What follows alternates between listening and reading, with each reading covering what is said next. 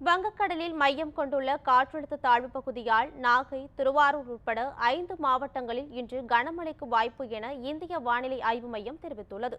இது தொடர்பான அறிவிப்பு வெளியிட்டுள்ள வானிலை ஆய்வு மையம், வங்கக்கடலில் மையம் கொண்டுள்ள குறைந்த காற்றழுத்த தாழ்வு பகுதி வடமேற்கு திசையில் நகர்ந்து வலுவடையும் என கூறியுள்ளது. மேற்கு வடமேற்கு திசையில் நகர்ந்து நாளை தென்மேற்கு வங்கக்கடல் பகுதிகளில் இலங்கை, தமிழக கடலோர பகுதிகளை ஒட்டி நிலவக்கூடும் என்றும் தெரிவித்துள்ளது.